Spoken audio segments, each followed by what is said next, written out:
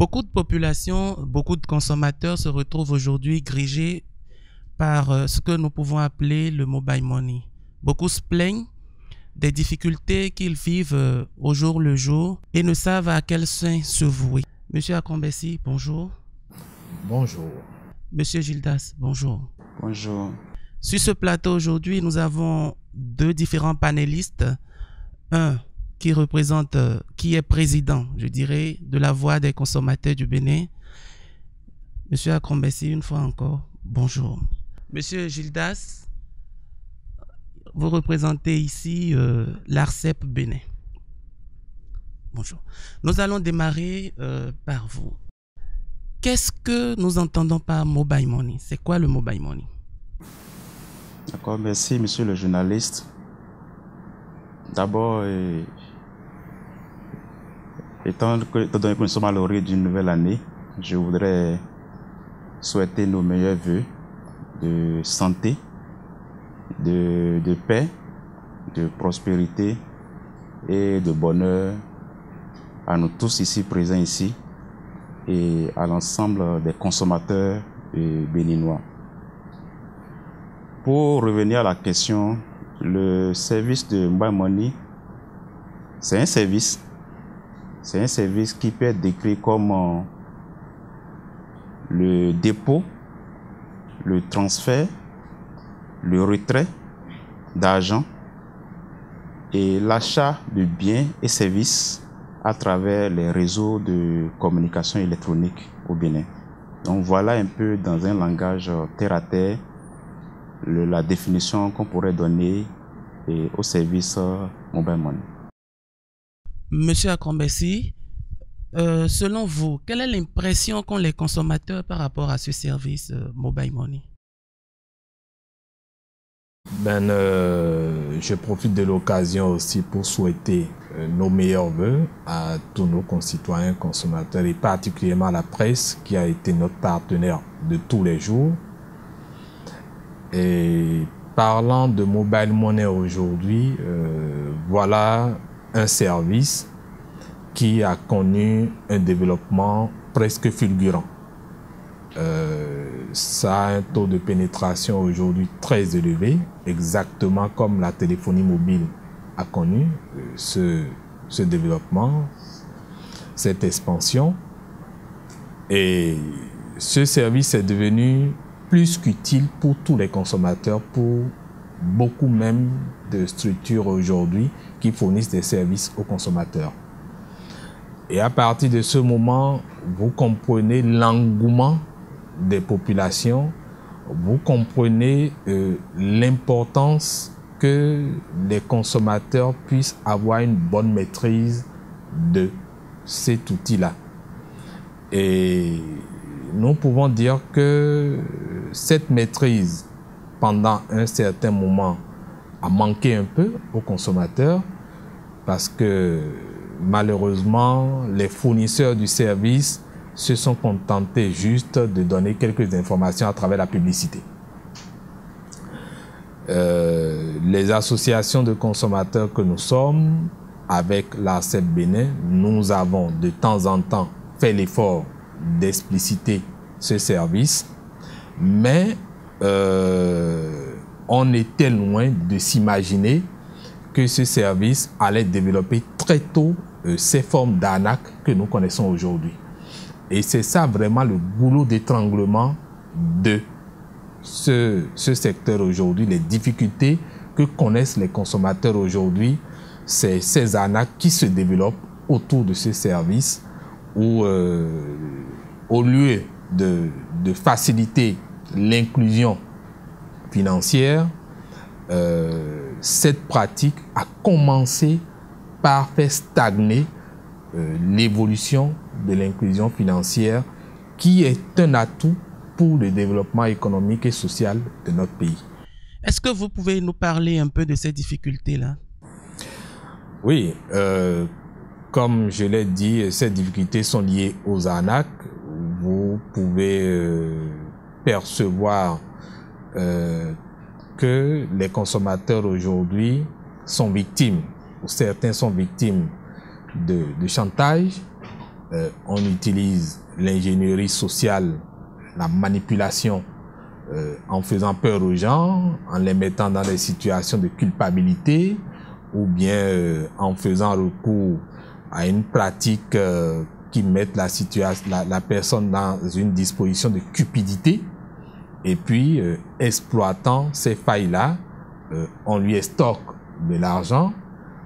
On peut passer par le vol de portables, le vol de données, comme par exemple le code d'accès au mobile money, pour retirer de l'argent sur le compte.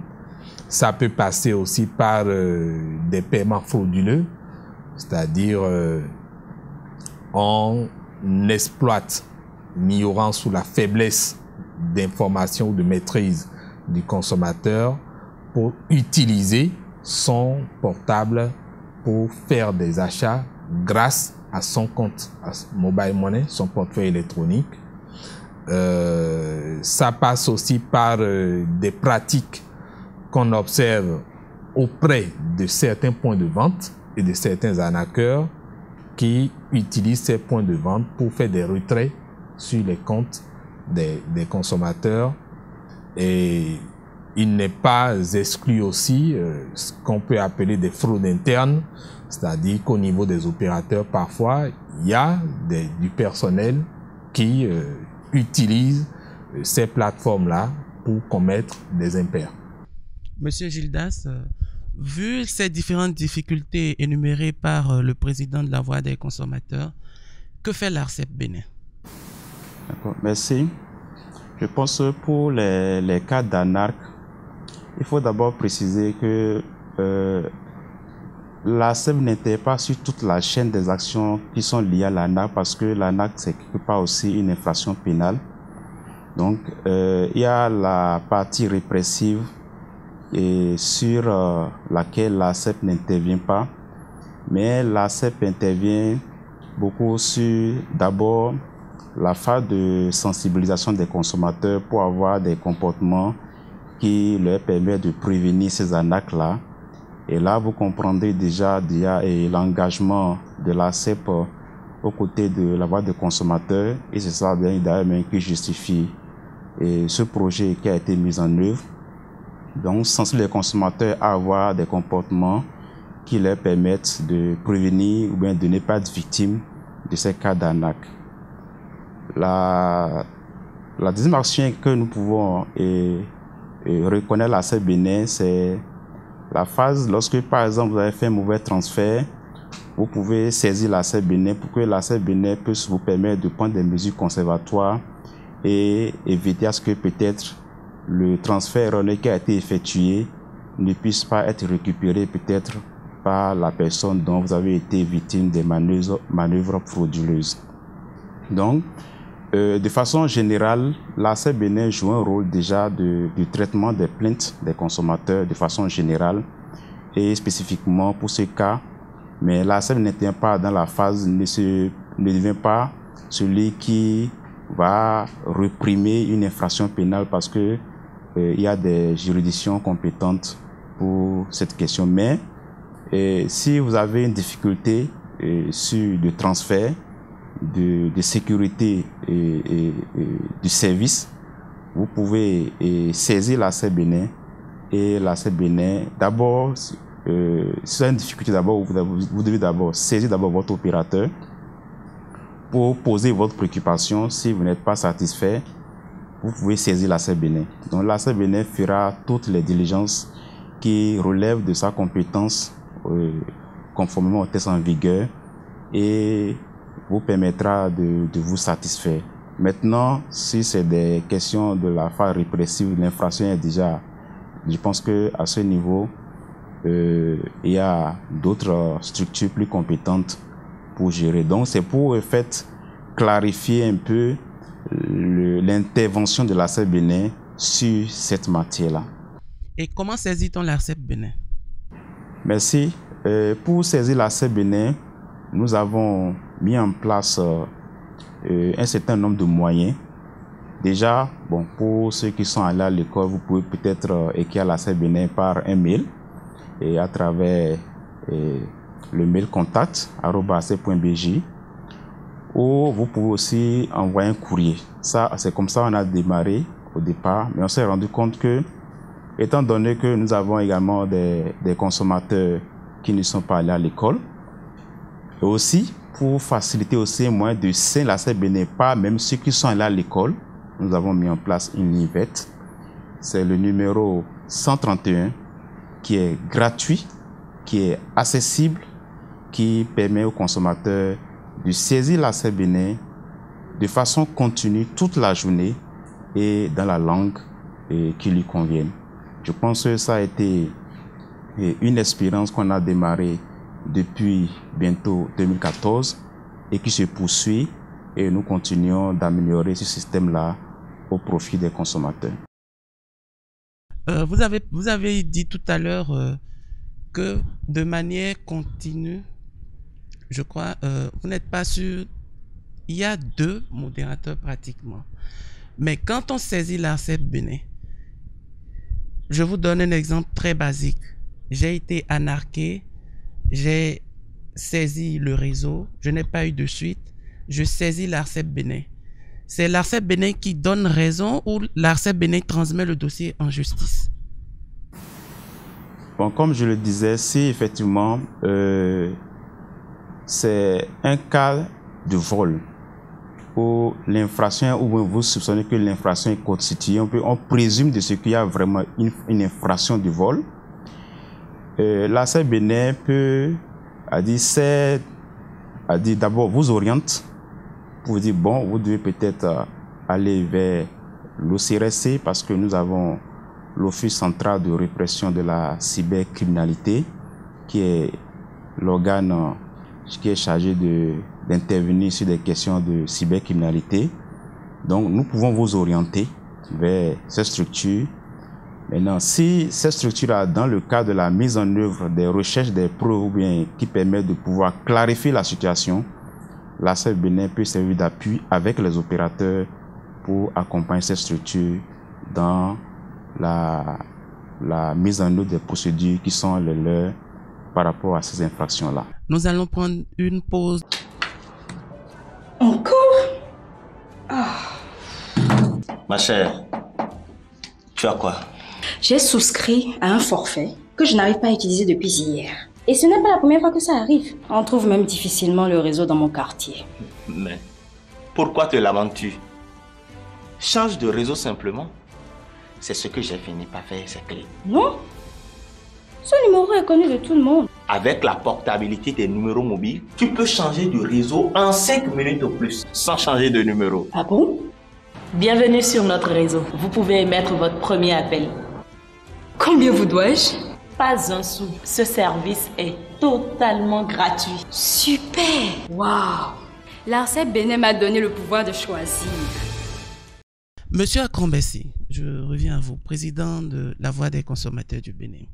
Par rapport à toutes les difficultés que rencontrent les populations, à travers ce projet, quelle est l'alternative que vous proposez? Merci. En termes d'alternative, nous avons estimé que la meilleure solution, c'est de rendre le consommateur plus averti. Vous savez, lorsque vous cassez un verre, le verre est cassé. Si vous le récupérez, vous allez tenter peut-être de coller, mais ce ne sera plus le verre entier. Et à partir du moment où il y a la possibilité de former le consommateur, de le rendre plus éveillé, de le rendre plus actif par rapport aux services qu'il consomme, on aurait fait œuvre plus utile parce que, vous savez, cette éducation du consommateur ne passe pas seulement que par les mesures de précaution, mais ça permet aussi aux consommateurs de mieux appréhender le service de portefeuille électronique et de savoir quels sont les autres usages qu'il peut en faire pour sa vie sociale et même son épanouissement économique et financier. Et donc pour nous, en initiant ce projet Conso SFM Averti, c'est que nous nous sommes dit, voilà une manière de renforcer les capacités techniques des consommateurs afin que on puisse, en évitant de se faire arnaquer, limiter les pertes financières, sachant très bien combien c'est précieux aujourd'hui de maintenir son pouvoir d'achat pour faire face aux besoins socio-économiques.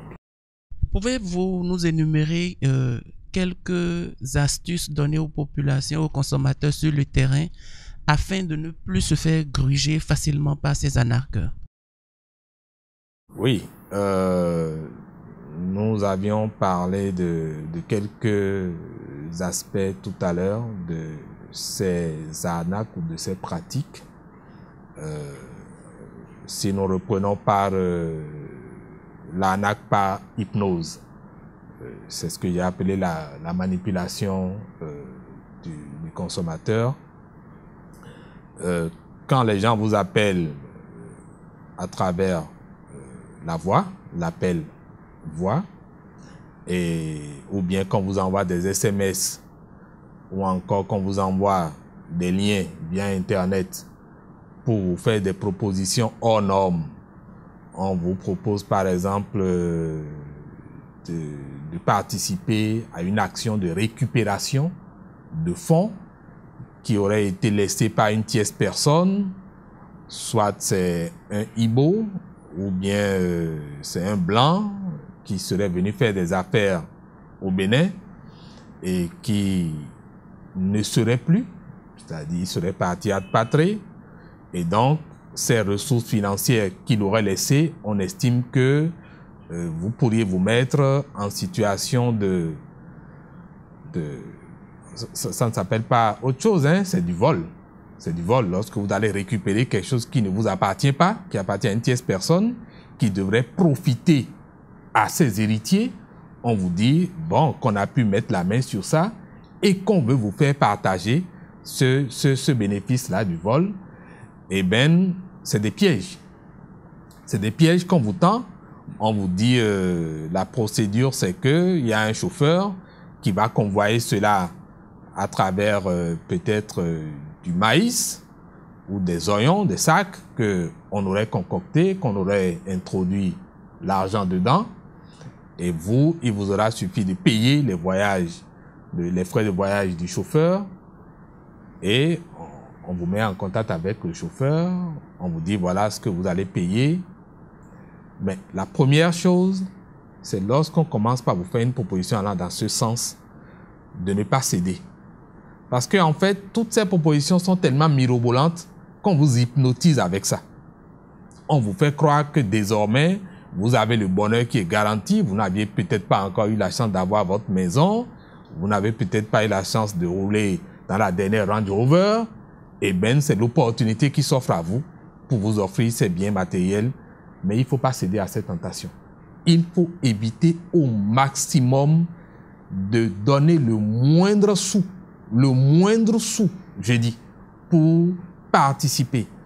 Et je voudrais préciser que si éventuellement même ces fonds avaient existé et que vous participez, vous ne savez pas si ce n'est peut-être pas suite à un meurtre qu'ils ont pu avoir ces fonds-là. Parce que c'est des cas qui arrivent. Puisque c'est un vol aussi, la police va entrer en action d'enquête. Cette enquête judiciaire peut amener à vous retracer. Donc même si vous prenez ces sous, sachez qu'un jour, la police va vous retrouver. Ou bien même que les héritiers ou les frères des personnes qui seraient décédées pourraient tenter de vous retracer. Donc, au plus grand jamais, ne cédez à ce genre de pratique. Deuxième astuce, vous savez, il y a la pratique de vol de données, de vol de portable.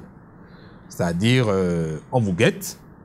Dès que vous êtes en train de composer votre code pour l'accès au mobile money, à votre compte mobile money, on se met dans la disposition de mémoriser ce code-là.